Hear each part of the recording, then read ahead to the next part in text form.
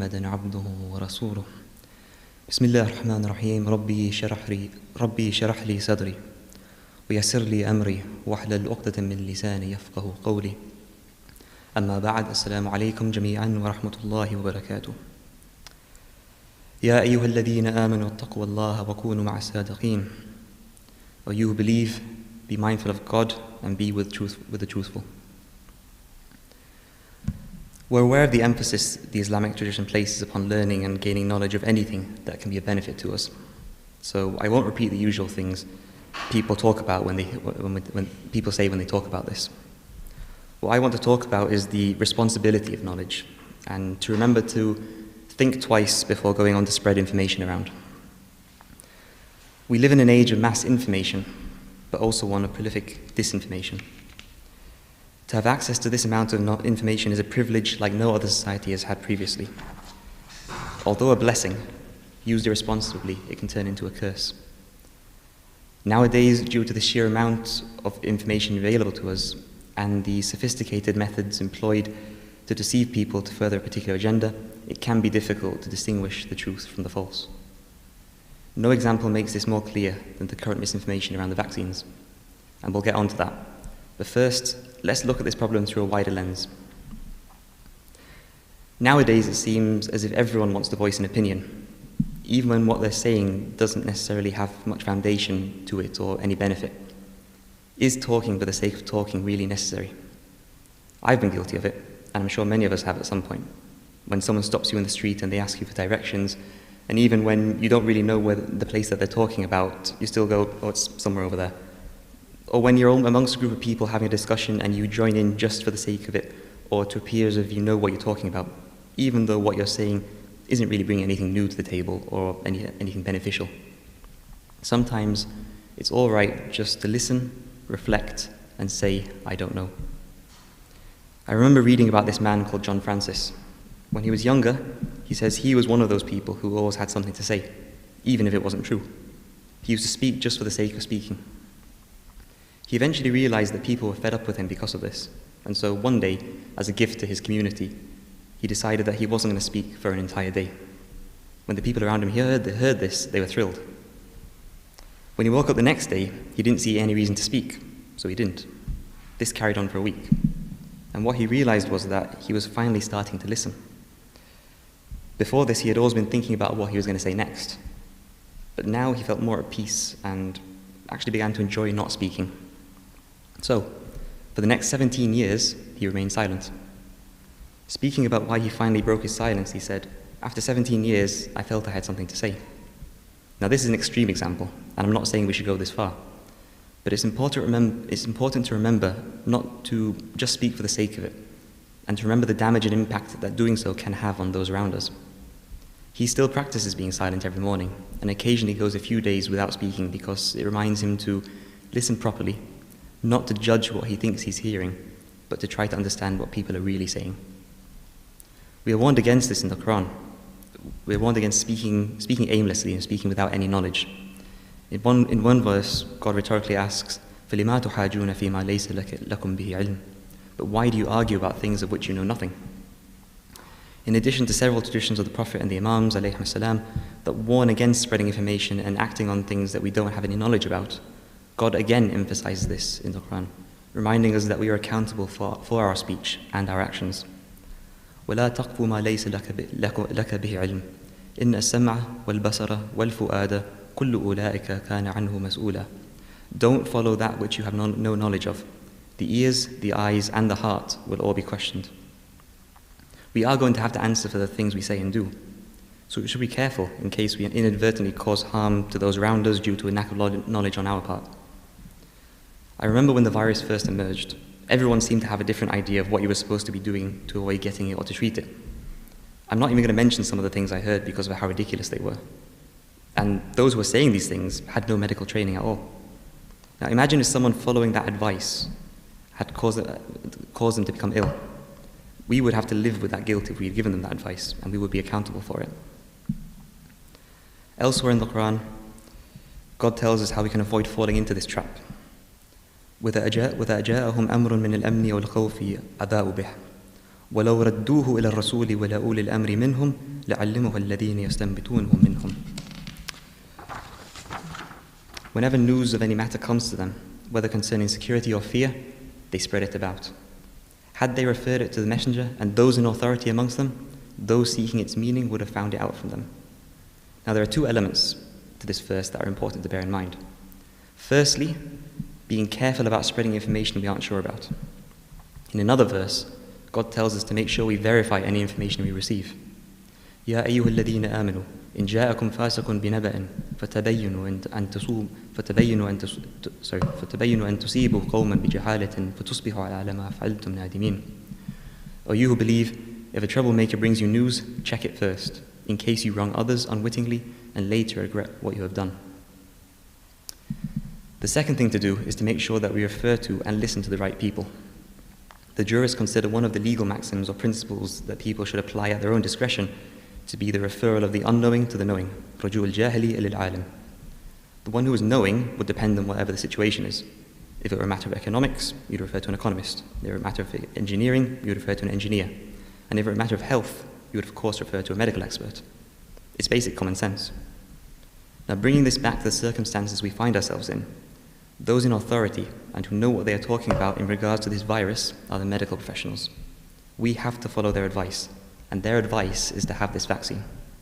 So, we have a responsibility and an obligation to, on the one hand, verify the information we receive, and on the other hand, to make sure we refer to those who know what they are talking about. We're really dealing with life and death here. So please, before you go around advising people of what to do because you heard something from someone or because of a message you received, verify it with an expert first. People who don't know what they're talking about shouldn't be doing so. They're putting the lives of those around them in danger. And likewise, be careful of the messages you forward to people. The same scrutiny needs to be applied here too. Bismillah ar-Rahman ar-Rahim. Allahu ahad, Allahu samad, lam yalid wa lam yulad, wa lam yakun lahu kufuwan ahad.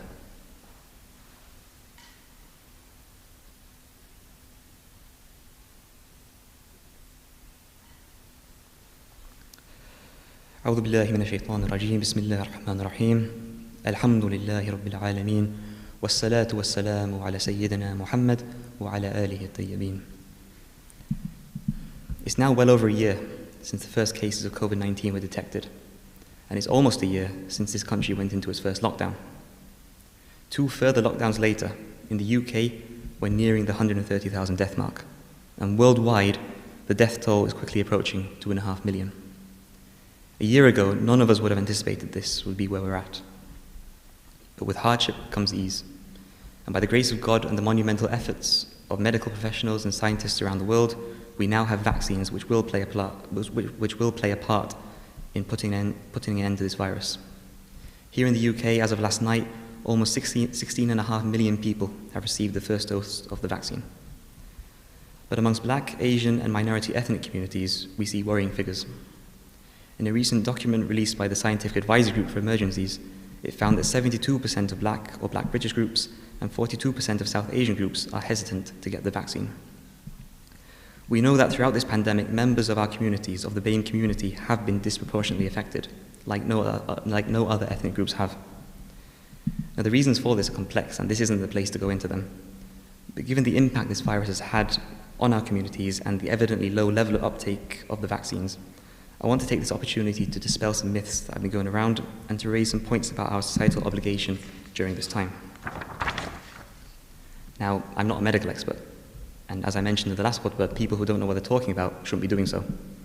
And I wouldn't normally talk about anything like this, but due to the severity of the situation we're in, we need to take every opportunity we can to make sure that people are getting the right information and to counter what the chief executive of the NHS has recently called a pandemic of misinformation. So, what I'm about to say are not my own views, but based on advice I have been given from medical professionals and from information published by the NHS and the British Islamic Medical Association. Now, I'll be making some points on jurisprudence, as some of the concerns that have been raised are related to this. But again, these are not my views, but views of qualified jurists, which I'm not. And I'll try to simplify as much as possible. Now, if there's any mistakes in what I'm about to say, and they're brought to my attention, I'll make sure that they're corrected. The first concern that people have is whether or not these vaccines are actually safe. Now, one thing people have raised worries about is that the vaccines were rolled out so quickly. The reason for this is because this was a worldwide effort with multiple countries and organizations involved and unlimited funds made available, an unprecedented feat like we've never seen before. So what would normally take years has taken months. Trials have taken place, and if these vaccines didn't meet the highest standards of safety, there is no way they would have been allowed to be rolled out. Now, there are occasionally mild side effects, but that is the case with many vaccines, and they don't last long. So we can be assured that these vaccines are safe. Another concern that many Muslims seem to have is to do with the ingredients in the vaccines, and whether or not it's religiously permissible, whether it's halal to have it. It has been absolutely confirmed that the vaccines used in the UK do not contain any animal products, nor are there any animal or human-derived cells used in them. So from that perspective, it's halal. In terms of alcohol, one of the vaccines does contain a minute amount of ethanol, specifically 0.002 milligrams of it per dose of 0.5 milligrams. But then again, a lot of natural food products actually do contain ethanol. In fact, there's more ethanol in a banana than there is in the vaccine. And if we were to think about this from the jurisprudential approach of our scholars and take what Ayatollah Sistani has said as an example, medicines containing alcoholic substances such as ethanol, which constitute less than 2% of the dose, are halal. The same percentage also applies to food.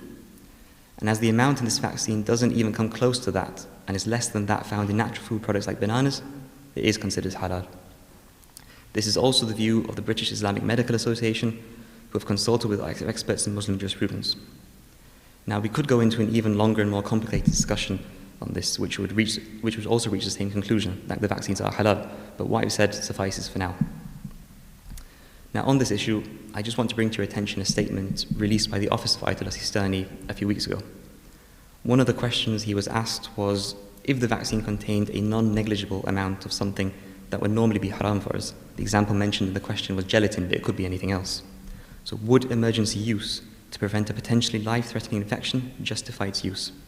His response was that there is no legal Shari'i objection.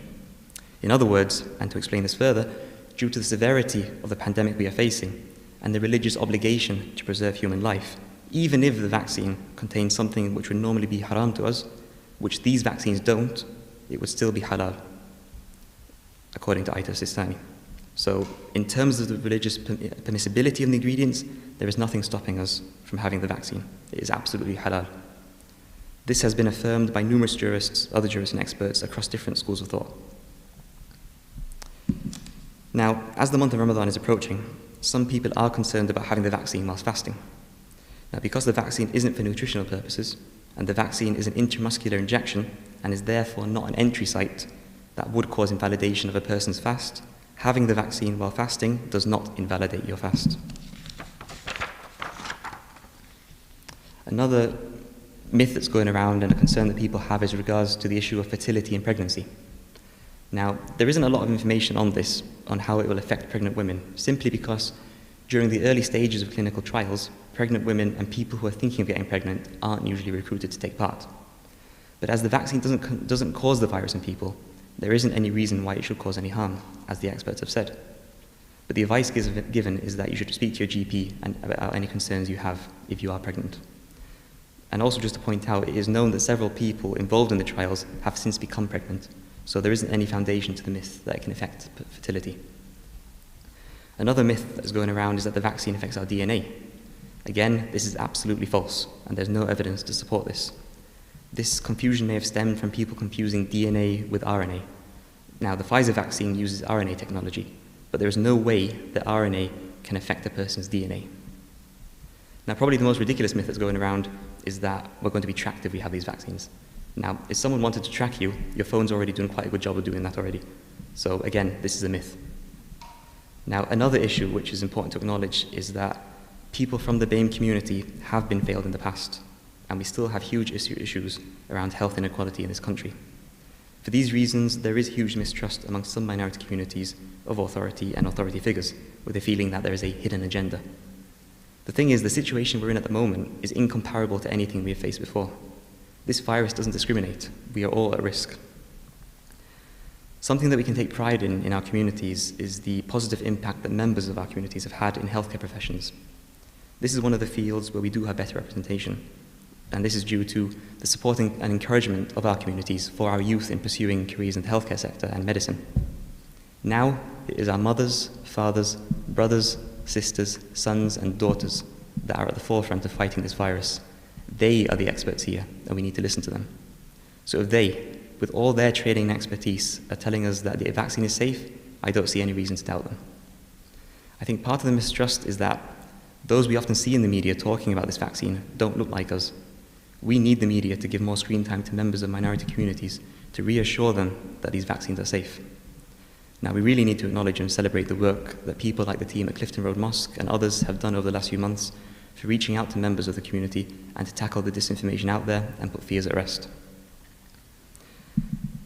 Now, in regard to the small minority of religious and political figures here and in some countries who have banned the vaccines or declared them haram, it's important to note that the medical experts in those countries have rightly criticized and condemned these positions.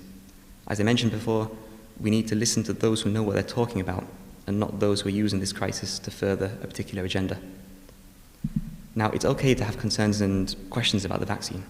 It's a scary time, and we don't always have the information we want or understand it properly just because of the sheer amount of misinformation out there.